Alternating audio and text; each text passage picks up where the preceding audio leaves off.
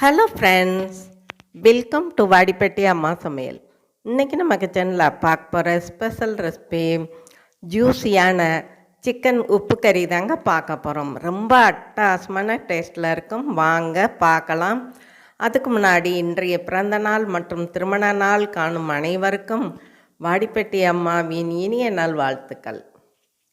Skip பண்ணாமல் பாருங்கள் friends. பிடிச்சிருந்தா ஒரு லைக்கும் ஒரு ஹைப்பும் போடுங்க.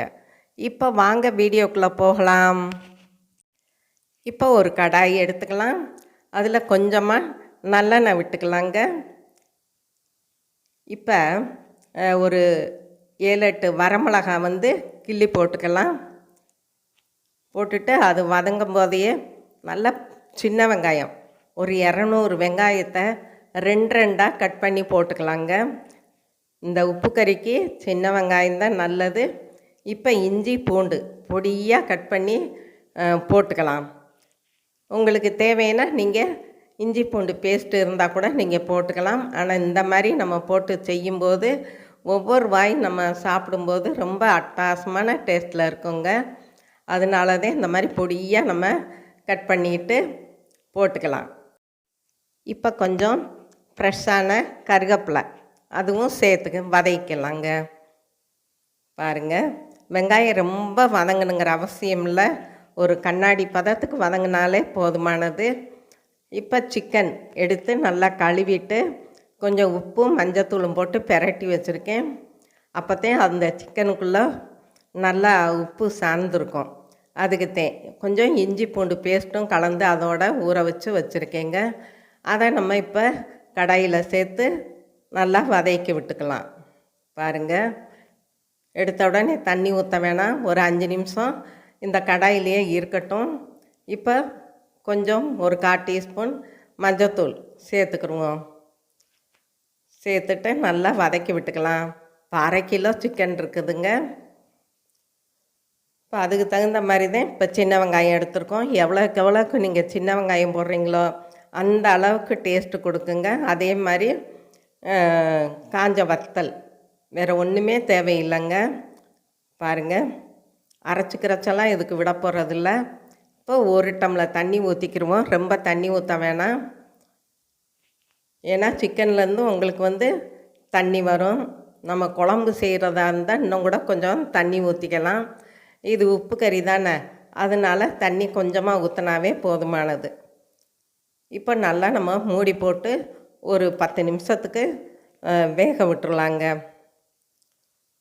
கறி நல்லா வெந்து போகும். பாருங்கள், அப்போக்கப்போ நம்ம ஊடாலாம் எடுத்து நல்லா கிளறி கொடுத்துட்டு மூடி போட்டு வச்சுக்கிறணும். இப்போ உப்பு போட்டுக்கலாம். ஏற்கனவே நம்ம சிக்கனுக்கு மஞ்சப்பொடி போடையில் லைட்டாக உப்பு போட்டு வச்சுருந்தேன். இப்போ கொஞ்சம் உப்பு சேர்த்துக்கலாம். சேர்த்துட்டு நல்லா கிளறி கொடுத்துட்டு நம்ம மூடி போட்டு வேக வச்சிடணுங்க. பாருங்கள், மொத்தம் 10 நிமிஷம் வெந்தால் போதும். அதுக்கு இடையில தான் இந்த மாதிரி திறந்து உப்பு போடுறதெல்லாம். ரொம்பையும் வேக வச்சிடாதீங்க. இப்போ நல்லா வெந்து போச்சு, தண்ணியெல்லாம் வற்றிருச்சு கொஞ்சம். இந்த ஸ்டேஜில் நம்ம கொஞ்சம் தேங்காய் அதை நறுக்கி சேர்த்துக்கலாம். சாப்பிடும்போது நல்லா டேஸ்ட்டாக இருக்கும். அதுக்கு தான் கொஞ்சம் தேங்காயும் போட்டிருக்கோங்க. இப்போ கிளறி கொடுத்துக்குருவோம். பாருங்கள், நல்லா வேகட்டும். இப்போ மிளகுத்தூள் கொஞ்சம் சேர்த்துக்கலாங்க. லாஸ்ட்டில் மிளகுத்தூள் போட்டு நல்லா கலந்து விட்டுக்குருவோம். கொஞ்சம் கருவேப்பிலை கொத்தமல்லி இருந்தால் அதையும் நம்ம சேர்த்து கிளறி கொடுத்துக்கலாங்க. நல்லா வெந்துருச்சு. பாருங்கள், இந்த ஸ்டேஜில் நம்ம அடுப்பை அமர்த்திட்டு வேறு பிளேட்டுக்கு நம்ம மாற்றிக்கலாம். கொஞ்சம் எண்ணெய் இதுக்கு கொஞ்சம் கூடத்தையும் ஊற்றிருக்கேன். பாருங்கள், ஏன்னா இதை சாதத்துக்கு போட்டுக்கலாம், பூரி சப்பாத்திக்கே நம்ம சேர்த்து சாப்பிட்டுக்கலாம். ஒரு ரசம் வச்சு இதை சாப்பிட்டாலும் சூப்பராக இருக்குங்க டேஸ்ட்டு. பாருங்கள், எல்லாமே நம்ம பிளேட்டுக்கு எடுத்து வச்சாச்சு. பார்க்கும்போதே உங்களுக்கு தெரியும் எவ்வளோ ஜூஸியாக இருக்குன்னு. அவ்வளோதாங்க, நம்மளோட ஜூஸியான சிக்கன் உப்பு கறி சும்மா ஜம்முன்னு ரெடி ஆயிடுச்சு. இதுவரை சப்ஸ்கிரைப் பண்ணாதவங்க சப்ஸ்கிரைப் பண்ணுங்கப்பா. ஆளுங்கிற பெல் பட்டனை தொடுங்க. லைக் பண்ணுங்கள், ஷேர் பண்ணுங்கள், கமெண்ட் பண்ணுங்கள்.